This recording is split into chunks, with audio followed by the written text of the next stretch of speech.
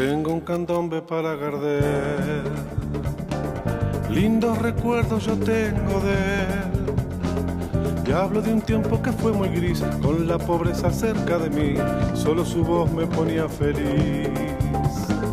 Lindo sombrero tenía Gardel, blanca sonrisa como un clavel. Cuántos candombes yo quise oír, interpretados por Don Gardel, pero la cosa no pudo ser. Arriba Nueva York, arriba.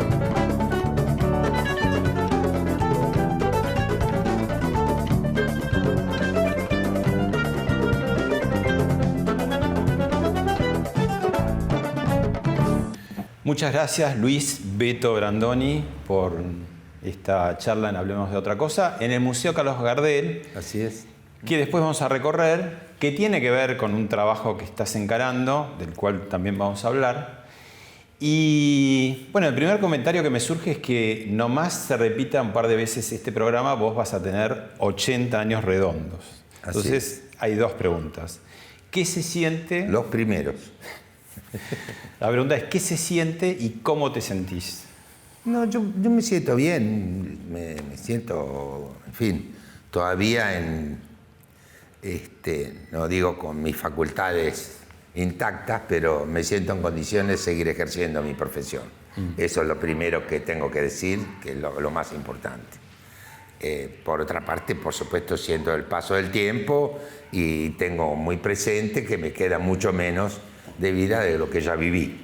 ¿Te parece mentira tener 80 o sí? No, me parece que está bien, que es bueno, que estar ejerciendo la profesión a esta edad es muy alentador.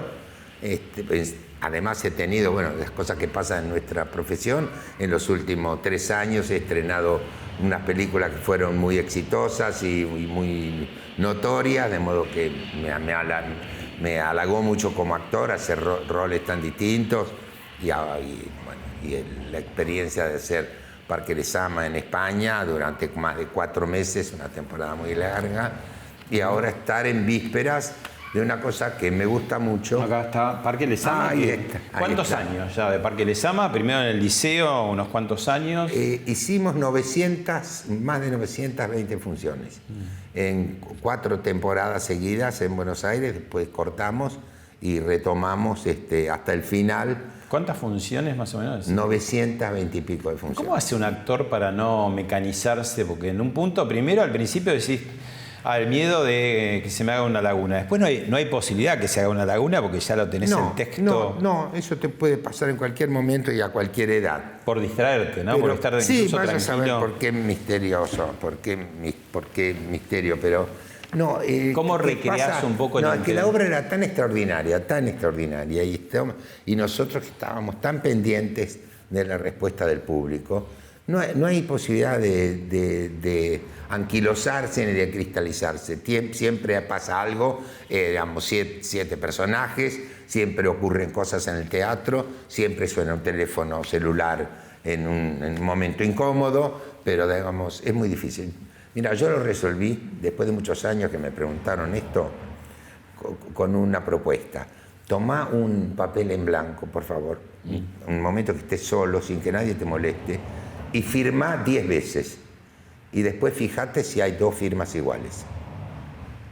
Imagínate en el teatro con todas las cosas que hay, la rutina se hace muy difícil. Hay algunos pequeñas trampitas que uno hace, no son trampitas, son como recursos de hacer algo distinto, por más pequeño que sea en cada función, lo cual significa que uno está atento, buscando un poquito de eso. adrenalina. No, claro. Y los compañeros también están atentos a ver si cambio algo o cambia el otro algo para darle verdad y verosimilitud a lo que estamos haciendo. Es eso. Hablamos de los 80 años y hace poco una locutora que después tuvo también sus problemas por estas cosas que pasan ahora en las redes sociales, dijo que habías envejecido mal. ¿Vos cómo sentís que envejeciste, si es que el verbo va? Porque, ¿viste? No sé a qué se refería, a aquel de los aspectos de mi vida se refería, señora. No tengo el gusto de conocerla.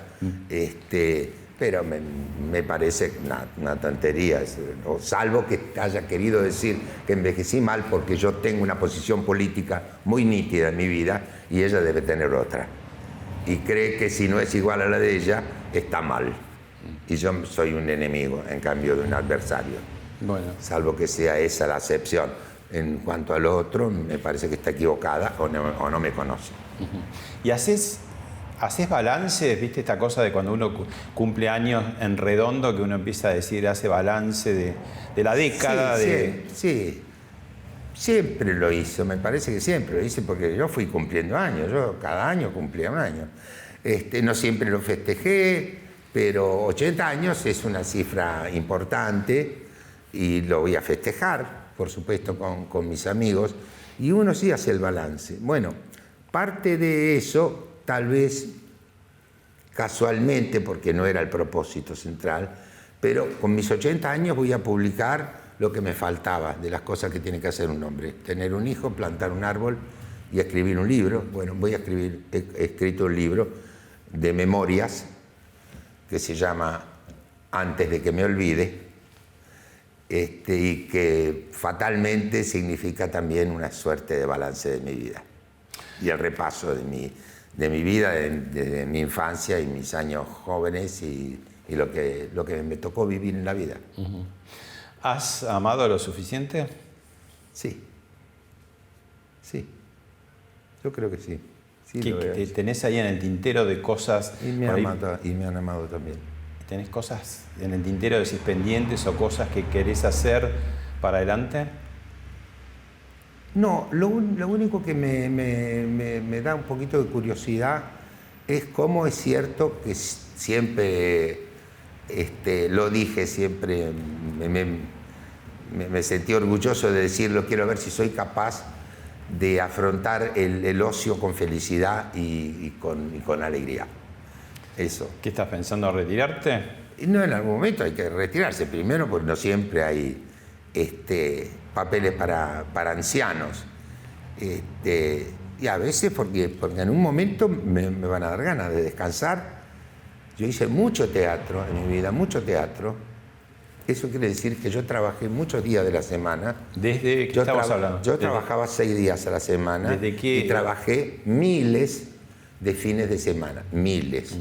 De modo que una de las fantasías que tengo fantasías tontas, algunas que, si querés, la cuenta. Digo, yo tengo la fantasía de cruzar la cordillera de los Andes en auto, por ejemplo, pero voy a necesitar más de un fin de semana, necesitar unos días con algún amigo que esté dispuesto, o a una novia, o mi amigo, alguien, esas cosas que son no de gran envergadura, pero tener el tiempo. Yo conozco mucho el país, pero todo el país que yo conozco, lo conozco trabajando.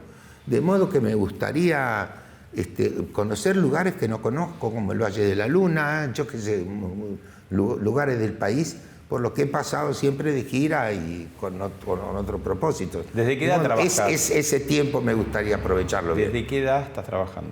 Profesionalmente, desde el año 62, desde los 22 años. Profesionalmente. Hice el conservatorio del 58 al 61. O sea, tenías... 21 años cuando terminé. Me debuté en el año 62. ¿Y no paraste más? No. Tuviste los matices. Bueno, sí. Ahora paramos como paramos los actores, nos paran. Claro. Las paradas fueron involuntarias siempre, algunas más drásticas que otras, siempre, pero hubo siempre, paradas. Siempre, como yo lo dije, en toda mi vida trabajé muchos años, solo 2 años tuve vacaciones y ahí me di cuenta por qué la gente se toma vacaciones, porque es maravilloso. Pues las vacaciones te hacen divertir, tener un momento, 15, 20 o 30 días de vacaciones, vos sabés que vas a volver a trabajar y encima te están pagando. Eso los actores nunca lo vivimos, porque los actores tenemos trabajo o estamos desocupados, pero de vacaciones es difícil sentirse. ¿Y esas vacaciones cuándo fueron? En el 93 y 94, los 2 primeros años que hicimos mi cuñado, que nos contrataron por 12 meses. Y yo dije, pero con razón la gente se toma vacaciones, es fantástico. Yo sabía que volvía, tenía trabajo y encima cobraba un sueldo, era fantástico. Beto, vemos algunos de tus trabajos, algunos, porque si no se va todo el programa, y la seguimos. Ah, bueno, dale. A triunfar definitivamente para conformar una nueva sociedad donde no haya pobres ni ricos. Me pasa que no sé cómo salir de esta trampa de hacer todos los días lo mismo 30 años para después jubilarme. Porque soy igual a vos, igualito. Ventura. Tenés dos posibilidades. O haces un esfuerzo y empezás de una puta vez a caminar o te dejás caer. Y si te dejás caer, tratá por lo menos de desnucarte, porque si te quedás con vida la vas a pasar muy mal, ¿eh? ¿Sabe lo que tenían para comer? Empanadas. 3. Me partieron el alma. 3 empanadas que le sobraron de ayer para 2 personas. Dios mío, qué poco se puede hacer por la gente. Ahí lo tenés al pelotudo.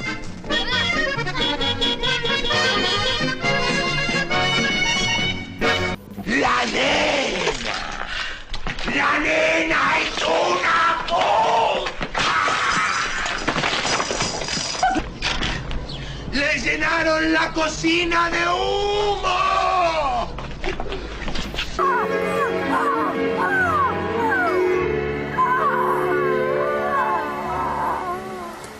Quiero dar una mano, no tiene donde caerse muerto. No me traigas la cuenta porque no la voy a pagar. ¿Cómo? Debí haberme muerto yo. Eso hubiera sido lo ideal. No te moriste y acá estás hecho un viejo boludo, todo roto y sin memoria. A un panorama. Mami. Qué impresionante. Y algunas de esas películas, algunas que tienen muchos años, bueno, La Patagonia Rebelde del año 74 o lo que fue Esperando la Carroza. La Tregua, que fue el mismo La año, Tregua, 74. 74, que fue nominada al Oscar, me parece, en su momento. Frases ahí como las de tu personaje en Esperando la Carroza, que después saltan, décadas después, en las redes sociales y empiezan a usarse como... Antes de las redes sociales, porque es del 85 esa película. Sí. Esa película es del 85, pero bueno, es un fenómeno muy, muy curioso el de esa película. Porque está viva la película, todavía está viva. Y tuvo una segunda parte también, me acuerdo. Sí, bueno, pero eso más vale dejarlo pasar. Bueno, y al mismo tiempo que actuabas tanto, tuviste desde muy joven una importante, una intensa actividad gremial.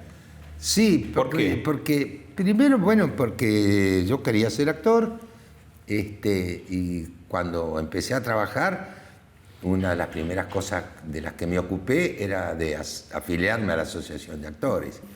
Por aquel entonces, los primeros 2 años, a uno le daban un carnet de cartón, y a los 2 años, si había hecho un mínimo de aportes, le daban el carnet definitivo. De modo que yo quise ser orgullosamente socio de la Asociación de Actores y empecé a colaborar con un grupo de actores jóvenes que hicieron un cambio muy importante en la Asociación de Actores. ¿Qué años estamos hablando? Estamos hablando del 64, 65, 66.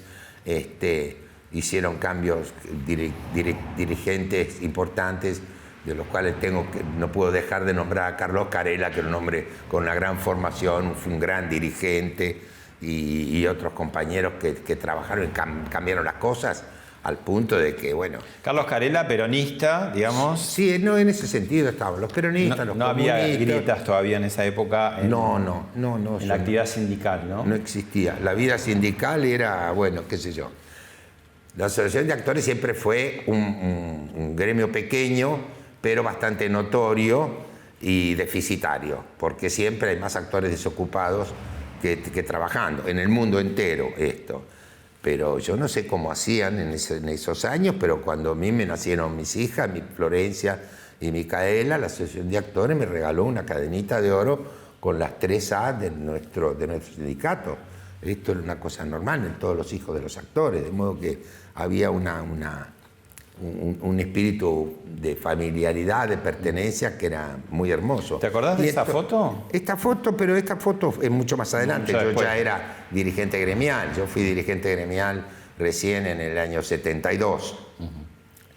Cuando se produjo un cisma en la Asociación de Actores, bueno, hubo elecciones y yo entré y con tal mala suerte que los periodos eran de 2 años.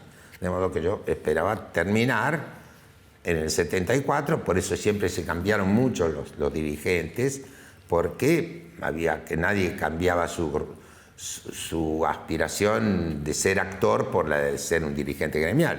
Por eso éramos ad honorem y a los 2 años se cambiaban, algunos hacían un periodo más, pero a mí me tocó que se suspendió la actividad gremial y política.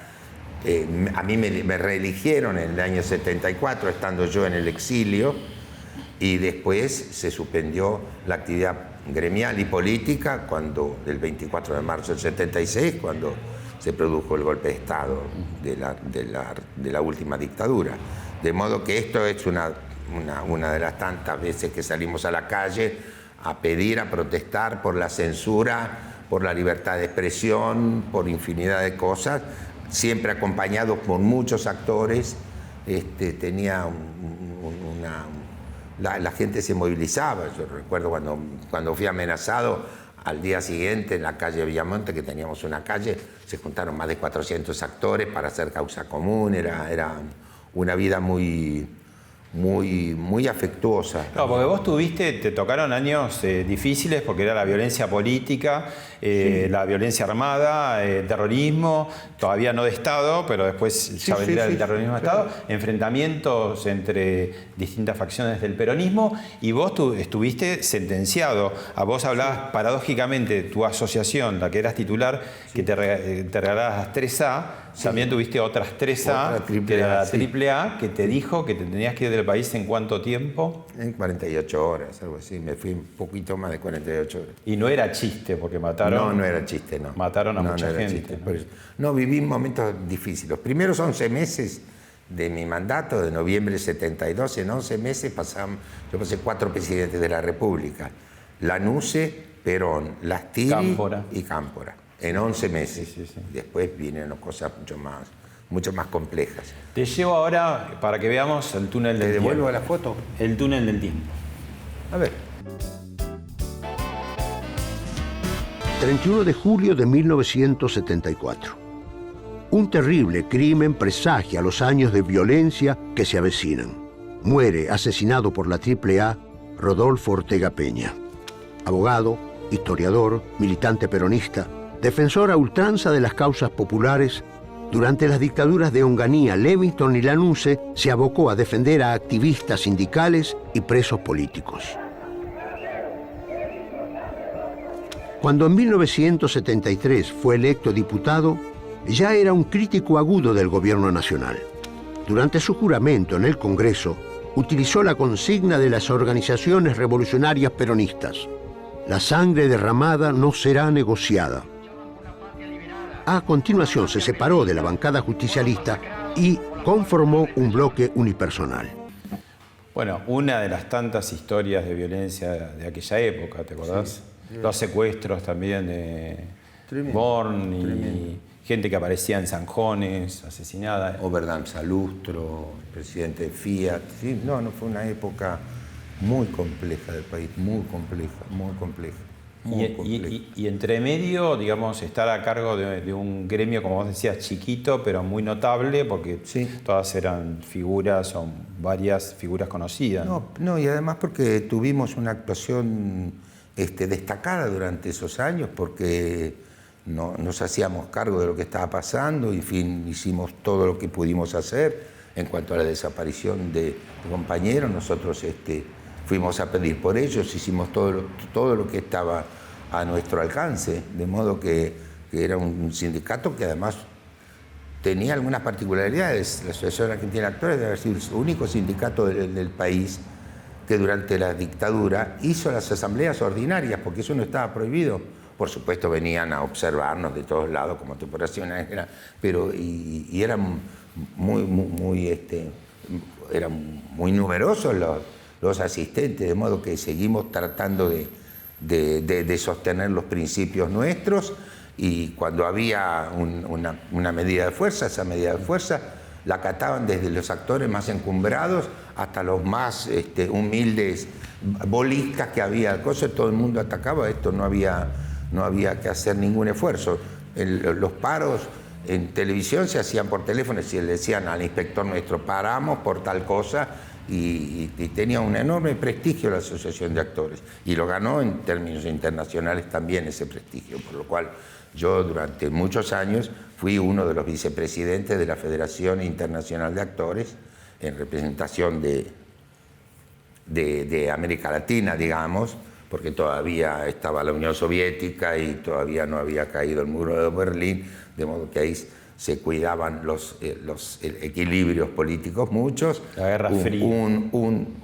El presidente era una actriz o un actor y los vicepresidentes éramos 4. Un vicepresidente norteamericano, otro de la Unión Soviética, otro de Europa y uno de América, que en ese caso fui yo durante más de 15 años. Te tocó en ese periodo también tan azaroso un cambio muy fuerte en la televisión, porque se estaba dirimiendo un modelo que era privado y iba a pasar a ser estatizado. Y te tocó incluso estar en reunión con el entonces presidente Perón, ¿no? Sí. ¿Qué te acordás de esa reunión donde Perón los recibió? Estaba López Rega también, que era su superministro, y estaban ahí al borde de estatizarse los canales, cosa que Perón aparentemente no pareció tan interesado, y de hecho se estatizaron los canales tras su muerte, digamos, ¿no? ¿Qué te acordás de esa época y cuáles eran las demandas? No, recuerdo de una época muy compleja. De esa reunión, de esa reunión que estuviste con esa otros. Reunión fue una sorpresa, porque nos llamaron a la Casa de Gobierno a las 6:30 de la tarde, fuimos con Jorge Rivera López, que era el presidente de la Asociación de Actores, y otra compañera más. Nos preguntaron qué posición teníamos nosotros, porque mañana a las 7 de la mañana hay una reunión con el general Perón, el presidente de la República. Nosotros no estábamos enterados, porque debe haber pasado que fueron todos los sindicatos que hacían a la televisión, pero faltaba alguien que representara a los actores, alguna cara de la televisión. Entonces no les quedó más remedio que llamarnos y preguntarnos qué pensábamos nosotros. Efectivamente no tuvimos tiempo de hacer una reunión, pero en pocos meses antes se había habido elecciones y el 86% de los votos entre las dos listas más votadas apoyaban la estatización de los canales. De modo que con ese criterio fuimos a esa reunión, que fue muy importante, que no sabíamos, pero se transmitió en cadena, y yo la pagué durante muchos años. ¿Por qué la pagaste? Porque era la única cara conocida, y porque, por ejemplo, entre otras cosas, cuando me amenazó la AAA, me fui a México, a casa de un amigo que acaba de morir, mi amigo Patricio Henry, compañero mío del servicio militar, que estaba viviendo ahí, que yo sabía que me iba a acoger en su casa, y ahí supe que la OIT, la Organización Interamericana de Televisión, me había declarado persona no grata, de modo que yo no podía entrar a ningún canal de televisión privado. Porque vos en ese momento, bueno, un poco del clima de la época, estabas a favor de estatizar la televisión. Sí, pero... ¿Por qué te parecía que había que estatizarla en ese momento? No, porque pensábamos con un cierto grado de ingenuidad, debo reconocerlo, que la televisión estaba muy comercializada, digamos que estaba muy al servicio. En aquel entonces las series norteamericanas eran muy frecuentes, después felizmente, vaya a saber por qué razones, entre otras cosas por razones económicas, desaparecieron y apareció un trabajo de la televisión muy intenso. Canal 9 tenía muchos programas de televisión con actores, había muchas más ficciones que entonces, y pensábamos que podías tener, digamos, un nivel más alto. Este era el argumento que teníamos. ¿Y no sucedió así? No sucedió así, sino todo lo contrario. Se dividieron en tendencias internas, incluso durante el gobierno del doctor Alfonsín también, porque además la televisión tiene un atractivo irresistible. Nadie se niega a ser funcionario de la televisión. ¿Por qué razón será? Será porque vieron televisión desde chiquitos y creen que esa es la razón suficiente para ser dirigente de la televisión. Entonces pasaron cosas muy... Y después también hubo en algún momento, que es bueno que lo aclares, me acuerdo por ejemplo a Alejandro Romay, que decía, bueno, tomaron los canales a punta de pistola, y en algunas de esas ocasiones decía que vos estabas en eso, cosa que... Romay me acusó. Me acusó de que me dijo, Por favor, Luisito, corra el revólver. Yo nunca, no solo no tomé el canal punta de pistola, sino que fui con la abogada de la Asociación de Actores y una escribana a decir que efectivamente nosotros no teníamos nada que ver con esa toma forzosa de los canales y unilateral. ¿Tuviste en contra? No, absolutamente. Pero bueno, pero eso significó que le hice un juicio a Romay, a Neustadt, que lo hizo público, y a Editorial Atlántica, que lo publicó. Así que quedó claro. Esta pregunta no te la debería hacer porque no hay explicaciones para la sinrazón, ¿no? Pero ¿por qué la AAA te sentenciaba? Es decir, ¿te pasaban la factura a la Patagonia Rebelde, del sindicato? Sí, pero también en ese momento los amenazados fuimos 5. Nacha Guevara, Norman Brisky, Héctor Alterio, que no tuvo que irse porque él estaba en el Festival San Sebastián con La Tregua. Y se quedó. Hizo un carrerón en España. Sí. El folclorista, ¿cómo se llamaba? El compositor y cantante. Guaraní. Guaraní y yo. Esos eran los 5. Otros se agregaron después en esa... No, bueno, algunos sí, porque parece que quedaba bien. Pero eran nada más que esos fueron los 5. Y lo que lograron efectivamente, primero, una repercusión popular enorme e internacional. Porque felizmente un señor en México, que era el director de la televisión estatal de México, había sido director de Televisa durante muchos años, se enteró de eso por las publicaciones de ese episodio, felizmente, y él fue el que nos facilitó trabajo a Norman, a Marta Bianchi, a mí, a Ricardo Alac, para poder conseguir el permiso de trabajo en México. Vos te exiliaste, pero después volviste y fuiste secretario hasta que... No, porque yo le gané la elección desde el exilio. Porque me eligieron candidato y ganamos desde el exilio. Entonces, lo cual me permitió a mí tener un buen pretexto para volver en un momento en que no era aconsejable. Yo volví a los 10 meses. En julio de 1975 yo estuve de vuelta. Que estaba cada vez peor la situación. Sí, estaba bastante complicado. Pero después vino la dictadura. Con la dictadura no había grietas.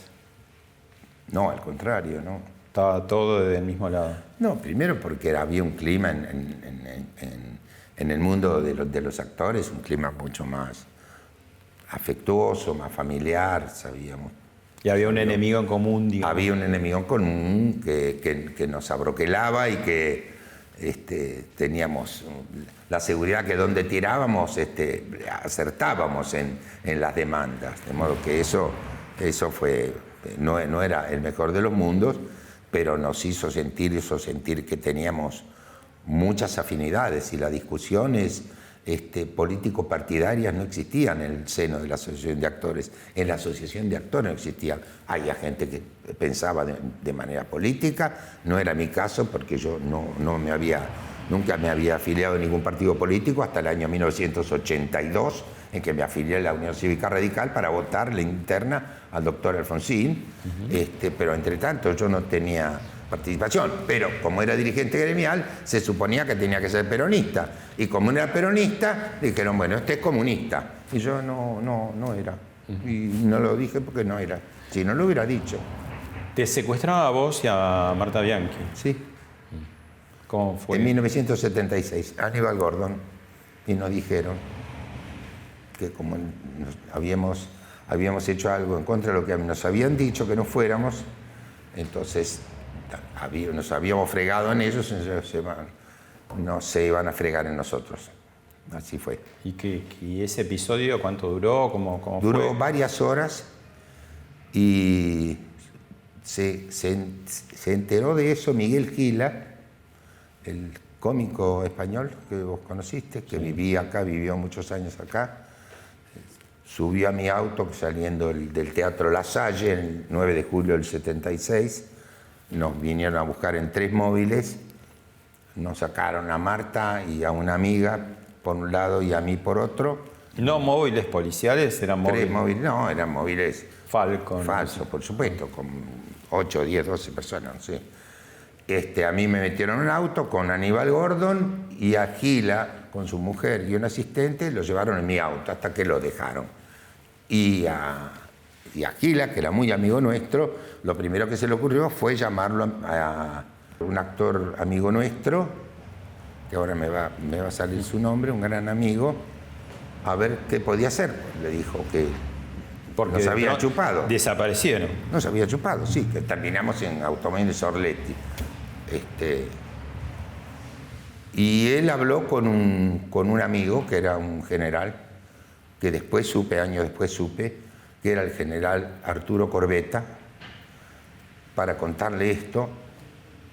Esto es lo que me contó Gila. Yo después hablé con este amigo. ¿Qué te contó Corbetta? Me dijo, voy a ver qué hago, y nunca más supe, hasta que 30 años después supimos efectivamente que el general Corbetta hizo alguna gestión, que no sé cuál fue, que nos permitió sobrevivir. Y tanto a Marta, a mí, como a esta amiga nuestra. Lo dije públicamente varias veces, no tuve respuesta, y después supe fehacientemente que él había hecho eso, como hizo otras cosas, como otorgarle pasaporte a compañeros y compañeras que estaban muy complicadas para salir del país. Fue un hombre muy serio, y nunca supimos porque le había prohibido a sus herederos que dijeran esto.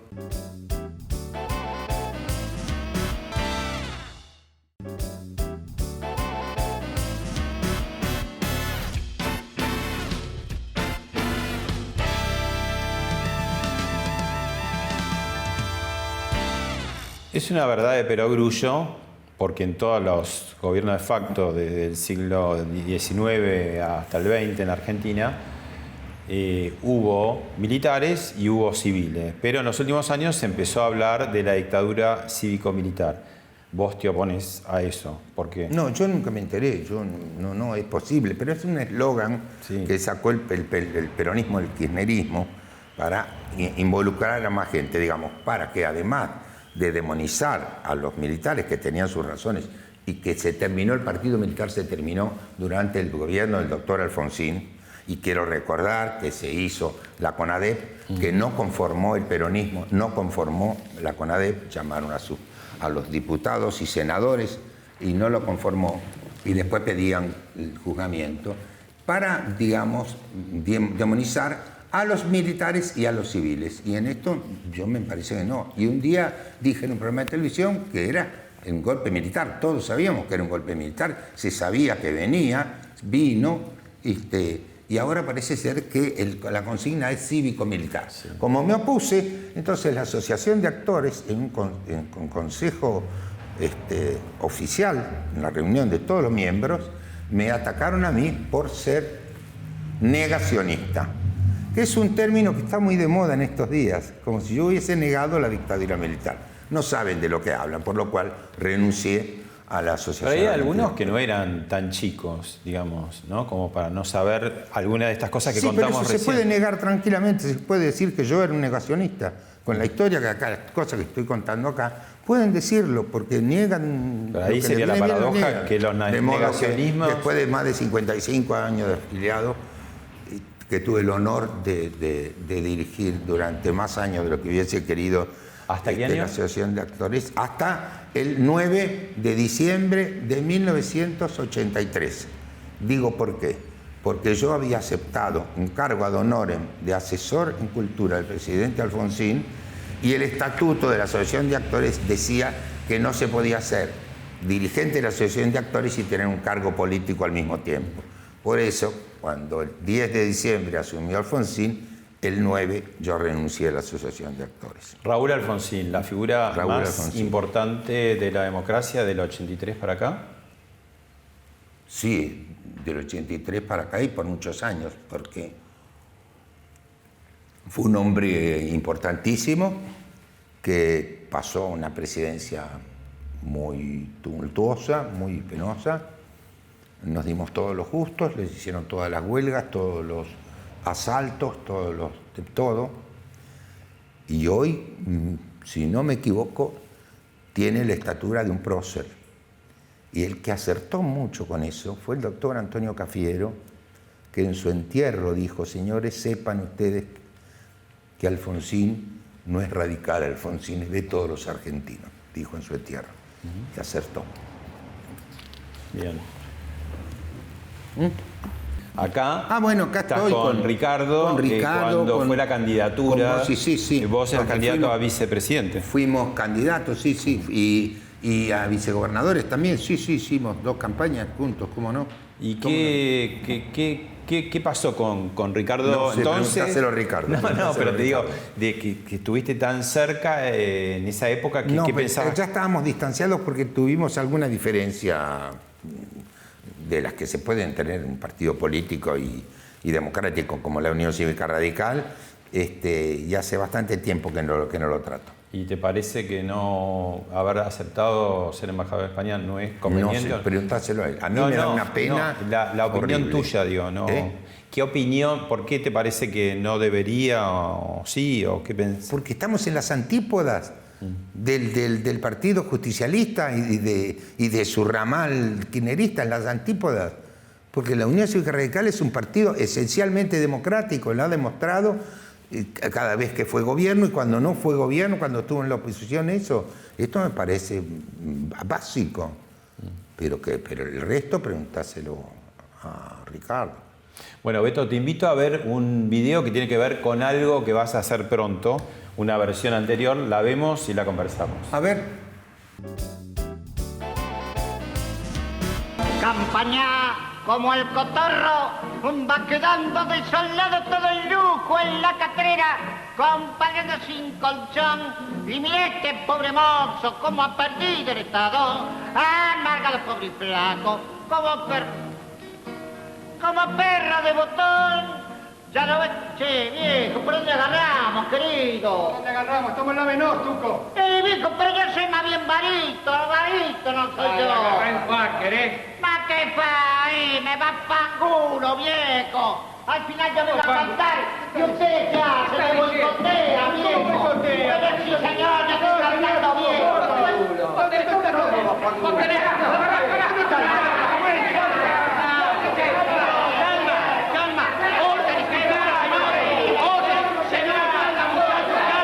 Señores, caballeros, orden y cultura. El espectáculo continúa. Esta es la película. La película del año 91, el acompañamiento de Carlos Gorostiza, que se estrenó en Teatro Abierto. En Teatro Abierto. Año 81, y que vos estás y vas a hacer ahora. Vamos a estrenarla ahora en el Multiteatro, sí, otra vez.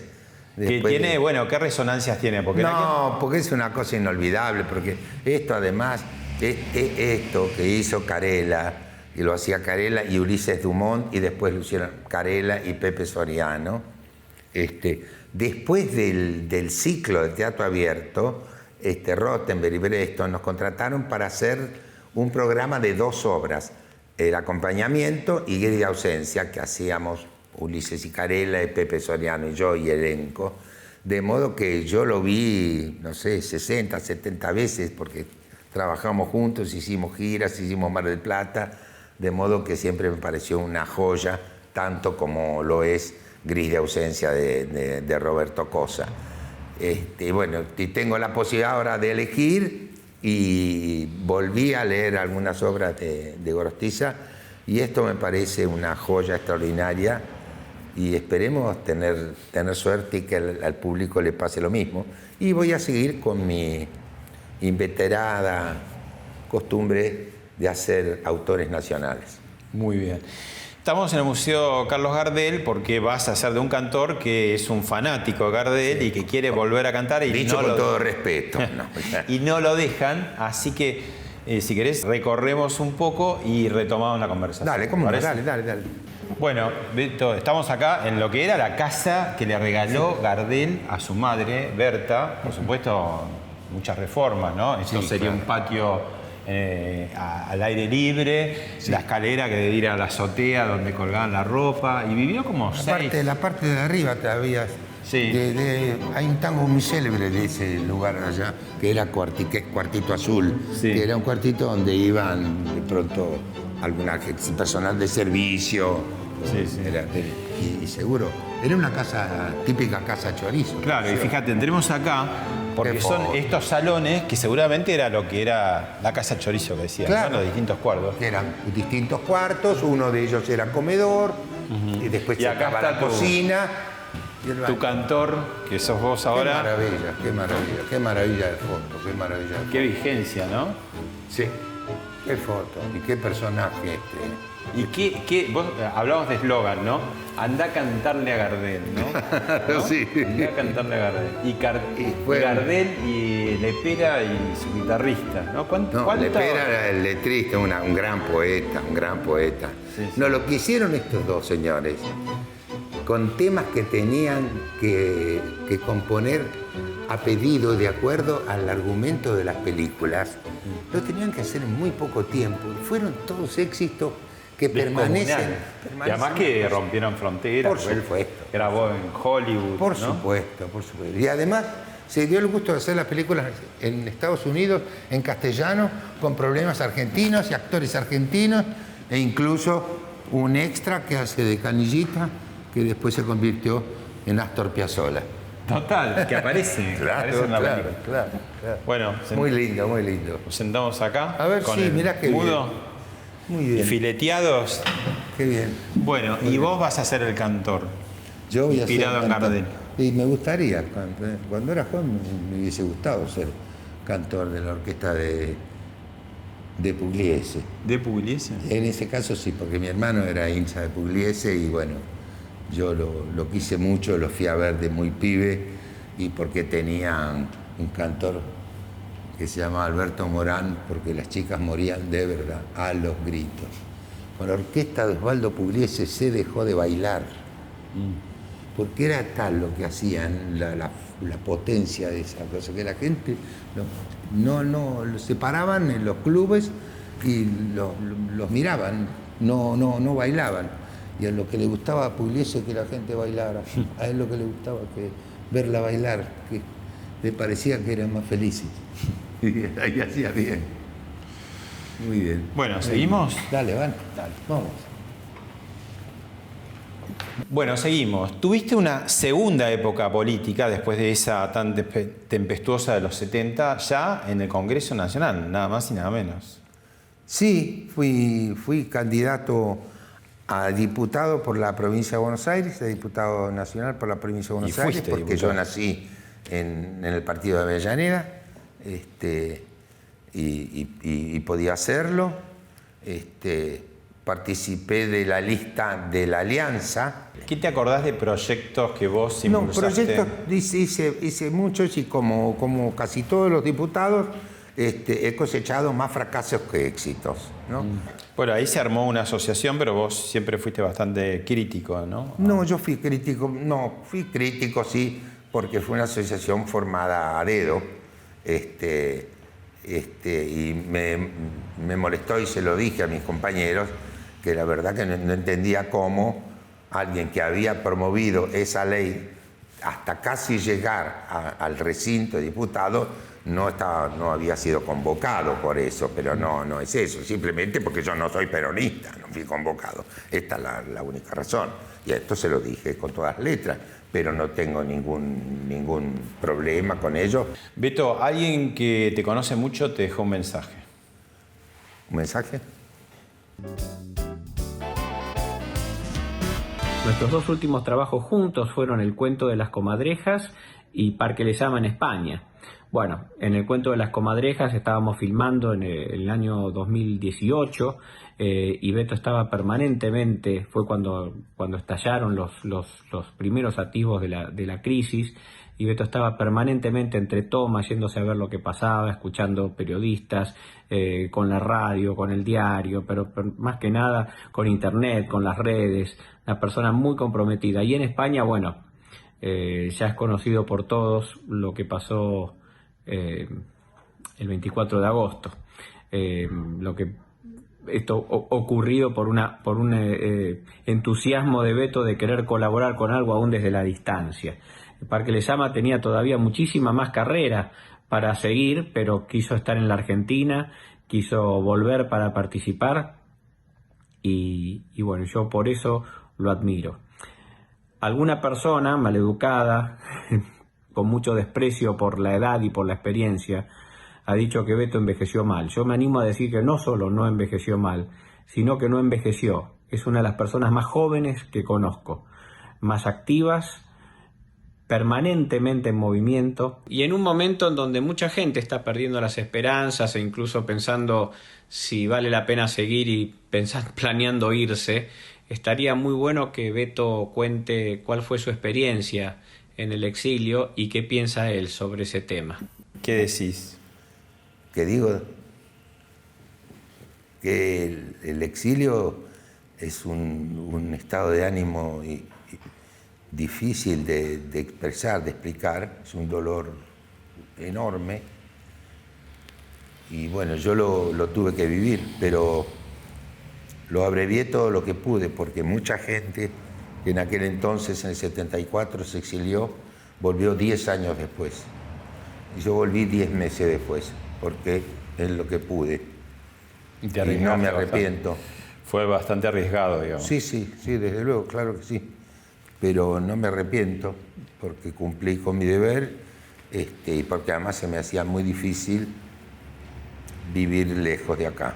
Como se me hizo largo, a pesar de lo dichoso que fue la temporada que hicimos en Madrid, de Parque Lezama, 5 meses lejos, a mí me cuesta un poco. Bueno, tercera etapa política de tu vida. Vemos un videito y lo charlamos. A ver. Que somos muchos, muchos más los que queremos un país republicano, democrático y decente. Y prepararnos para la de endeveras, la del 27 de octubre, con fiscales en todas las mesas, convencidos y seguros. Perdimos la República muchas veces, otra vez no. Abrazos y viva la patria, ¿eh? ¿No sentís que perdés una parte de tu público? Digamos, como le pasa a otros actores del otro lado también, que el actor debe ser un poco como más ecuménico o menos embanderado. ¿No hay gente que de pronto te dice, bueno, como vemos acá, marchas que te abrazan y te quieren y qué sé yo? Sí. Pero hay otros que por ahí te dicen cosas. Nunca pensé en eso, Pablo, nunca pensé en eso. Porque siempre a mí me daba rabia cuando era joven, cuando lo supe, que durante muchos años los deportistas y los actores no podían, les estaba vedado decir cosas porque por este problema, que el público no, pero el público no, en realidad lo que se oponía son los gobiernos que tenían temor a que dijeran que tenían otra pertenencia. Y yo soy un ciudadano argentino que me he cuidado muy bien, primero hice política no partidaria, sindical, durante muchos años, se me trató de peronista, de comunista, y no lo era cuando me hice afiliado a la Unión Cívica Radical, dije que era radical, y la verdad que después de haber vivido la experiencia de la lista negra de la dictadura, donde no nos podían nombrar en la radio, ni aparecer en televisión, ni hacernos notas previas a los estrenos, no aparecimos durante 8 años en ningún lado, y yo seguí viviendo de mi profesión, como otros compañeros, es porque hubo gente que nos fue a ver y pagó la entrada para vernos. De modo que ese temor no lo tengo. Pero felizmente yo me vi obligado a perder el miedo y por suerte no lo encontré más. De manera que a mí no tengo miedo porque va a haber gente que, porque además me cuidé mucho de no contrabandear política, porque yo, en los trozos de películas que vimos, no hay ningún contrabando político partidario, yo no lo hago. Digo, cuando hago las obras nacionales que hice, yo hice más de 37 obras argentinas y 28 estrenos de autores argentinos, no tenían contenido político, porque yo entiendo que la política hay que hacerla en los partidos políticos. ¿Y no tuviste demandas de tus correligionarios radicales que a veces apareces como demasiado pegado a Mauricio Macri, en ese caso más a PRO que a la No lo sé, pero radical? te digo, te aseguro que la respuesta que yo tengo en la calle no la tuve nunca en mi vida. Pero no tengo ningún temor. Va a haber gente que nos va a ir a ver, así como hay otros actores que se manifiestan de otra pertenencia partidaria y tienen todo el derecho del mundo. Mirá y escuchá, hace poco pasó por Hablamos de Otra Cosa, ¿qué dice al respecto Carlitos Parciavale? La política es para separar. Claro. Los artistas estamos para unir. Entonces, Los políticos pasan y quedan los artistas. Y algunos políticos vuelven. sí, muchos vuelven. Muchos vuelven. Mirá, lo que dijo Carlitos a mí me gustó mucho. Los políticos, los artistas estamos para unir. Que la política separa a veces. No para dividir. Eso es muy cierto y es verdad. Y eso es verdad.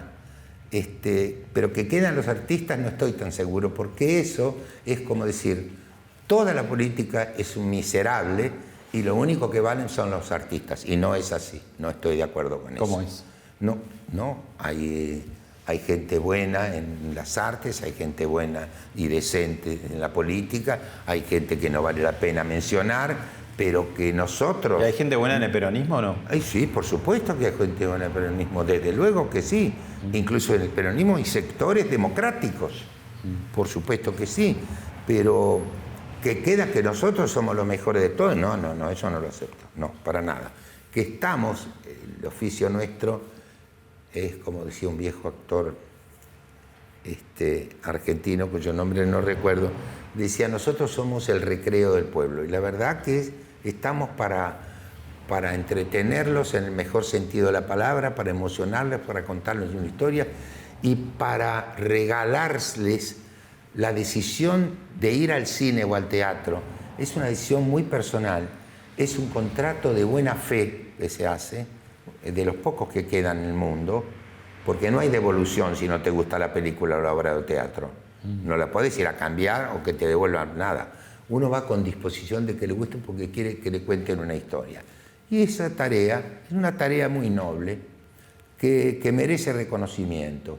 De manera que yo no tengo ningún temor de manifestarme como ciudadano. Lo hago, lo voy a seguir haciendo. Y además tampoco tengo temor de que cuando nos amenazaban con bombas durante las dictaduras y cosas que pasaron, la gira que hicimos con Lupi, con Convivencia, nos pasaron de todo, desde que nos dejaron entrar en la provincia de Neuquén, y sin embargo, siempre nos acompañó el público. ¿Perdiste amigos ahora o te hablas menos con algunos amigos que por ahí se volvieron muy ultras? Y sí es una lástima, eso pasó. Eso pasó, porque la diferencia que había entre antes y ahora es que aparece en primer plano la pertenencia partidaria de cada uno y si me gusta o no me gusta. Y una cosa horrorosa que está ocurriendo es que si vos pensás distinto de otro, el que piensa distinto, se parece más a un enemigo que a un ciudadano que piensa de otra manera. Y esto es grave. Este amigo que vas a escuchar y ver ahora, seguro que no lo perdiste.